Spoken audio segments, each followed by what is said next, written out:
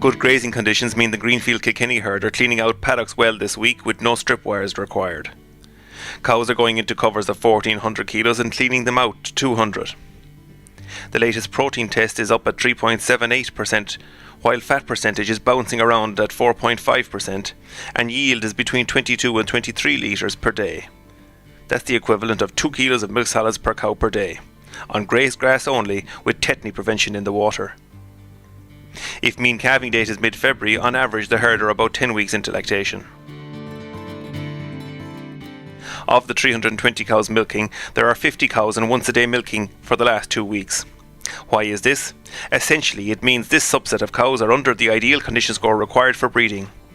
Typically, they are like this cow, with a yellow tape on the tail, to signal to the milker not to put the clusters on at evening milking. Breeding is going very well, with over 200 of the 320 cows submitted in the first 2 weeks of breeding, and over 80% of the maiden heifers submitted. Lameness is an issue with the wet weather early in the spring, loosening up some of the stones on roadways and damaging hooves, and these cows are now presenting themselves as clinically lame, even though the bruise or stone might have been picked up a number of weeks ago. We probably need to invest in better equipment and training for staff to improve how lameness is treated. After the cows, I just popped over to see the silage fields that are closed up, fertilised and rolled. As you can see, last weekend, the end of April, there is a cover of 800 to 1000 kilos on these fields. In my opinion, the rolling probably tightened up some loose stones, but it didn't do much for repairing where hoof marks left a dent from early spring grazing. When I got back to the yard, Owen was putting the finishing touches to the washdown after morning milking.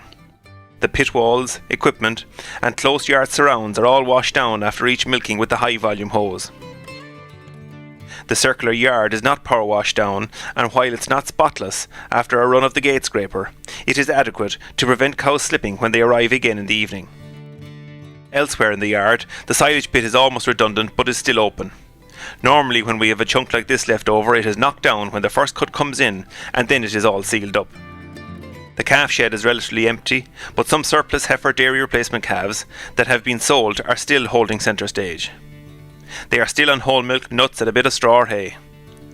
Standing in the sunshine at the other side of the shed in another pen, the last of the Hereford Cross AI calves were French kissing after finishing up the morning feed. Until our next update, safe farming.